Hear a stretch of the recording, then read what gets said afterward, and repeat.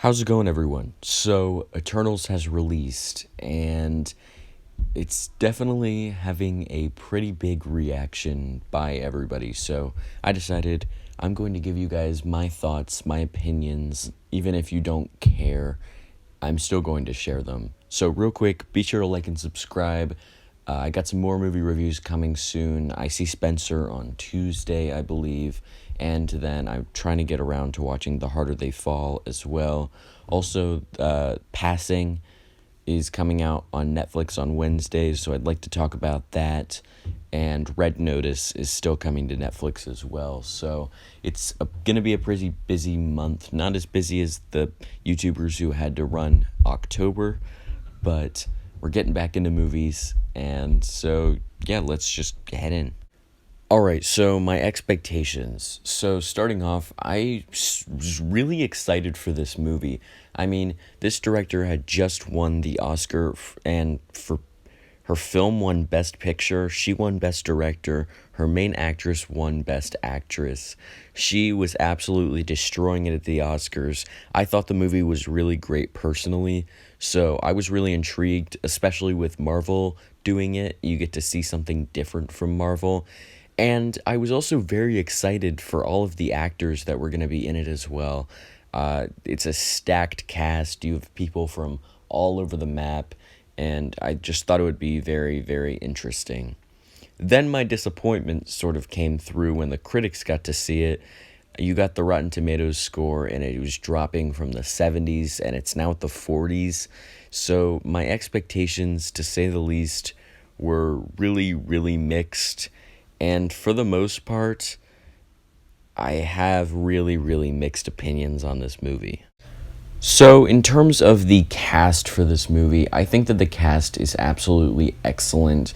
You have an amazing cast here. You have people who are movie stars like Angelina Jolie and Salma Hayek, and then you also have all of these TV stars who are just absolutely insane. They all starred in Game of Thrones. You have people like Kit Harrington, Richard Madden, all of these different types of people. Lauren Ridloff was already pretty big, so was Kumail Nanjiani. You just have an amazing cast here, and I thought that everybody did a great job with what they were given. As for the characters, I have some differing opinions about each of the characters. I thought that some definitely got a lot more screen time than others, and it kind of worked in the favor for some of them, and not so much in the favor for others. In terms of my ranking for them, I think that Kingo was probably my favorite. I thought Kumail Nanjiani was really, really great in this role, and I'm really excited to see what they do with him and his Bollywood career. For number two, Druig. Druig was interesting. He seems to have a very different outlook on life than the rest of the Eternals, so I'd like to see more of him and his sort of cult.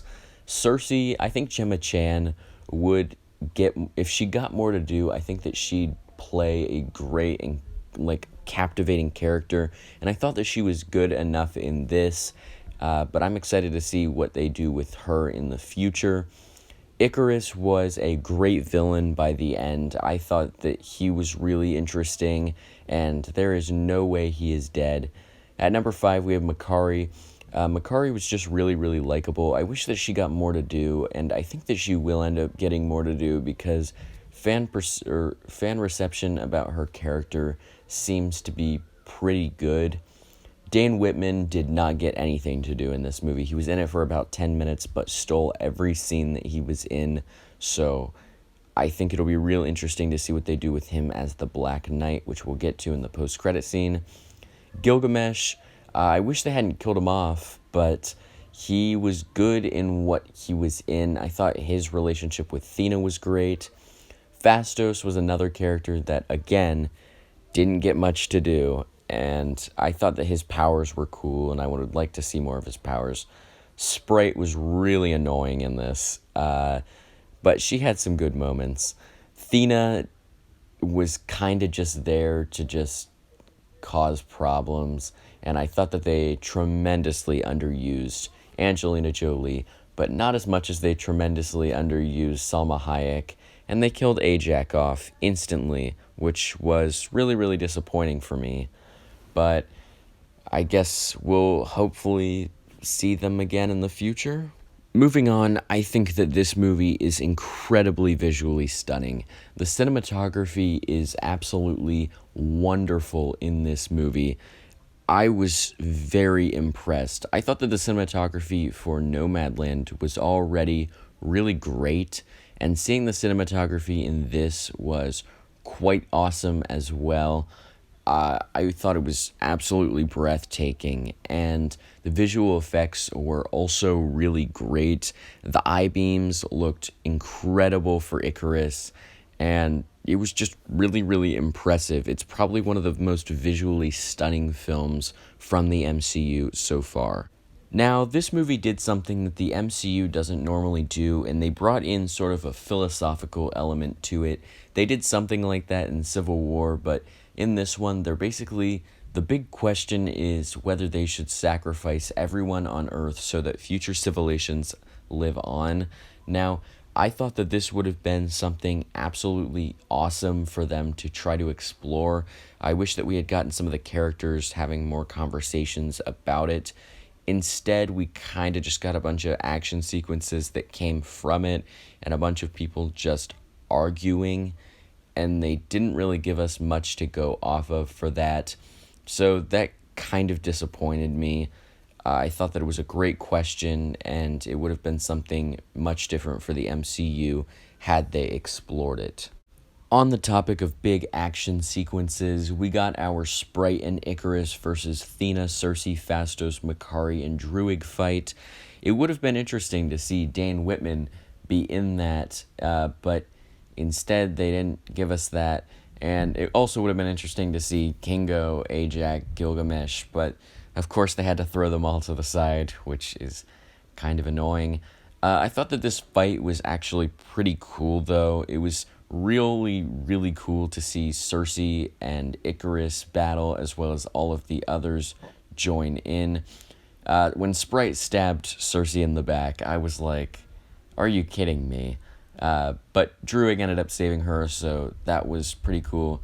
Angelina Jolie going up against Richard Madden, though, with some great dialogue in between them. I thought that was cool.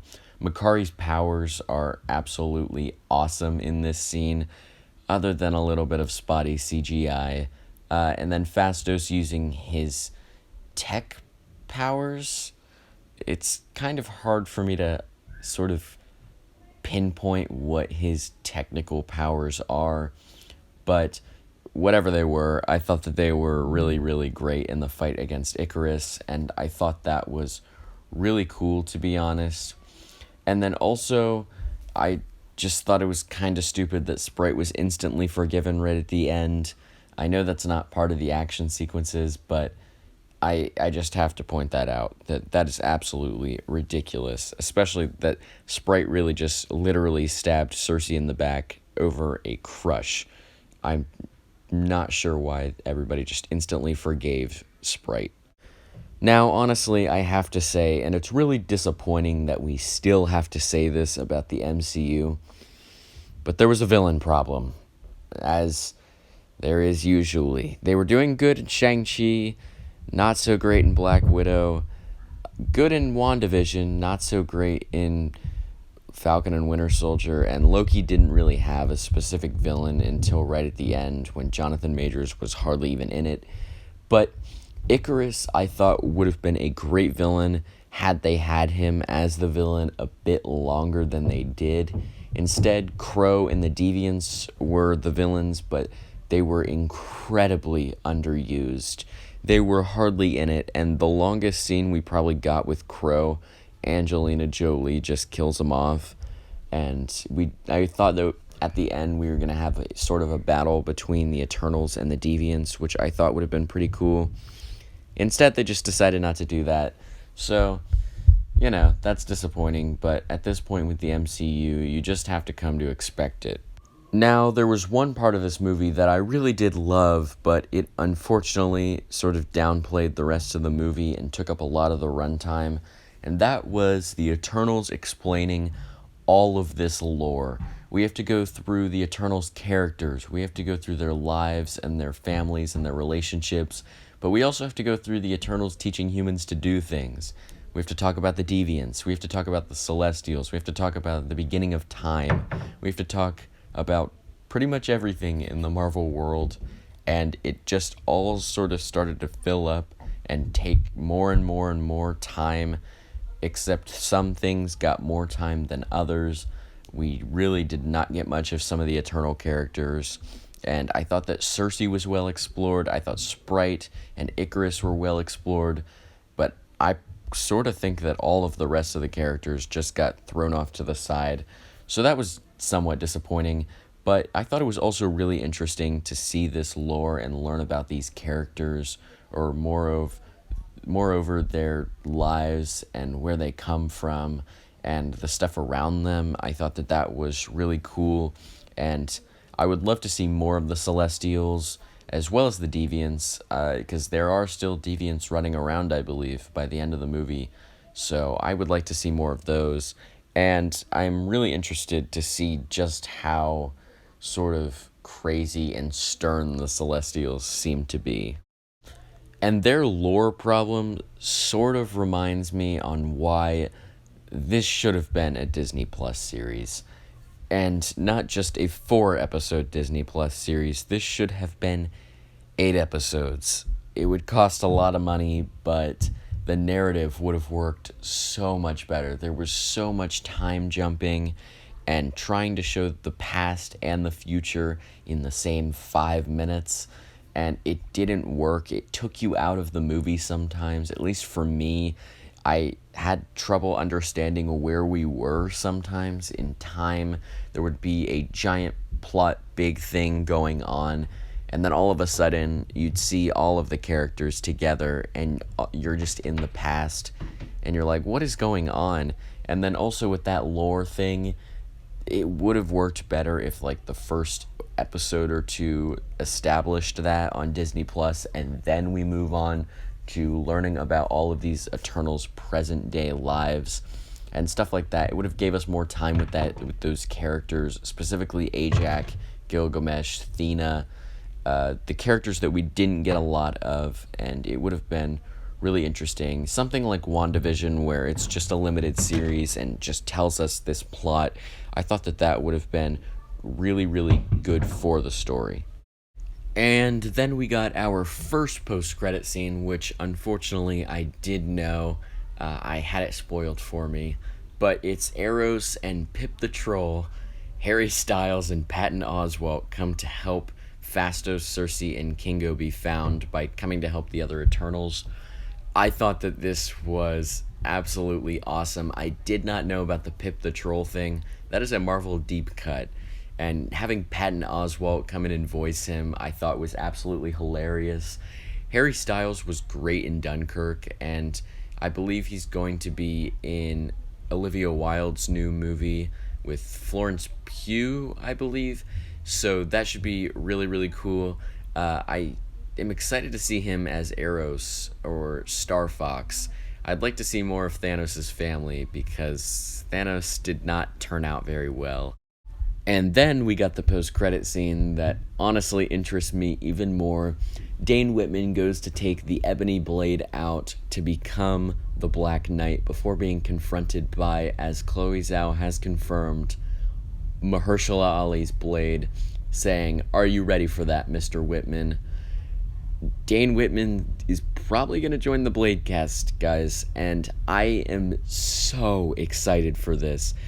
It looks like Blade's putting together a team, maybe the Midnight Suns, which is a team that I've wanted in the MCU for such a long time, and I think that they can do something really, really cool with that. It's such an intriguing team. It's the darkest characters going up against all of these magical threats, and seeing Dane Whitman join Mahershala Ali's Blade. Guys, I still can't comprehend that Mahershala Ali has come in as Blade. it's just going to be so awesome, and I think it's going to be a great team up as well. As for the Eternals' future, it's hard to know for some of them. I think Cersei and Black Knight will end up being the biggest players moving forward. If any of these characters were to join the Avengers, I think it would probably be Cersei and Black Knight. Maybe Thena, just because it's Angelina Jolie, but I really don't know what they're going to do with her. Icarus will 100% return. Everybody seems to love him based off of the reviews that I've seen. Of course, Black Knight will join Blade. I assume Druig and Makari will get together.